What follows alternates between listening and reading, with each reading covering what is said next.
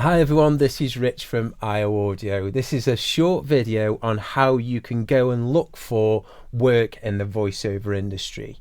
It's a question I get asked a lot when people come here for their voice reel production. Once the reel is made, what do I do? Where do I go? Where do I send the reel? So here's 6 ways that you can go and look for voiceover work. Number 1, pay-to-play sites. So these are sites like Bidalgo, Voices UK, Voices US, Voice 123, etc. And this is where you basically pay a subscription and get sent auditions, and you kind of audition and go up against other voiceovers for that work. There is a kind of chance element to it. It's also really good practice with regards to self-recording scripts and kind of getting used to having those jobs coming in. The one thing I would say is that, if you've got a full-time kind of day job, it can be hard to keep up with the auditions. So being able to have that bit of extra time for you to do the auditions is really helpful. So yeah, there is a bit of a commitment there. I think if you want to get the full benefit of your subscription fee, then being able to access recording equipment and being able to do those auditions is kind of really helpful. Number 2, voice directories. So these are places like voiceovers.co.uk and voiceovers-uk, where again you pay like a yearly subscription to be on the directory, but people can go there and look for you and book you direct from that directory, or they can get in touch with the voice directory and ask for your details, or they might go to the directory with a job and say, can you cast a voice for this job? So then it becomes a kind of an agency really, but it is a voice directory essentially. Voiceovers.co.uk is one that I've been on for a number of years, and it was the kind of Bible for me when I first became a commercial producer in the radio industry. I would go there for all of my voice talent to cast from that page. So these places are very well respected in the industry, and they're definitely worth looking up and applying to be on their site. So look them up. That's voiceovers.co.uk and voiceovers-uk as well. Number 3, agencies. There are a lot of voiceover agencies that you can get in touch with.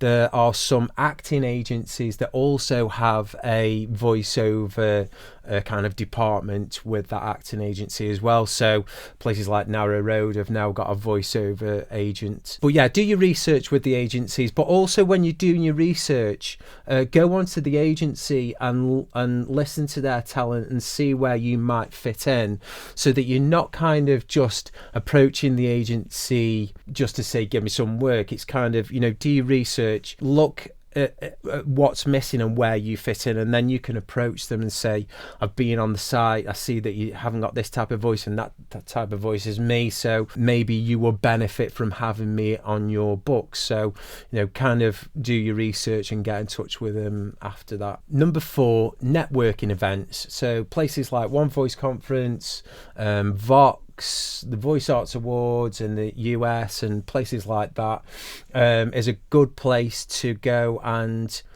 potentially meet people that are going to cast you for work, or even agents or people like me that cast voices for commercials. There's a good chance that you're going to bump into the right people. Just use that time effectively and kind of research who's going to be there, who's doing talks, who's got an expo stand there, that you can kind of go and network with these people and get to meet people that are potentially going to give you work or put you on their books. Number 5, sharing contacts with your mates. So this is something that I've done with a few people since I've been self-employed. We used to have like a weekly meeting where we would share contacts. We weren't in competition with each other. We would just say, who have you spoken to this week, or what video production companies have you contacted this week, and we would share those contacts with each other, and instantly you double your contact base being able to do that. And I understand that we are kind of in competition with each other, and to a certain degree.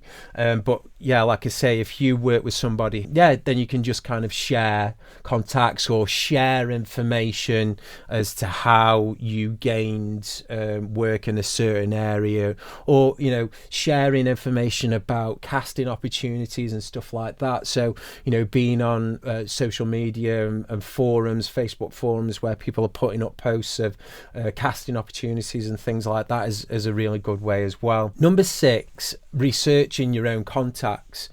Building up rapport with people is just worth its weight in gold.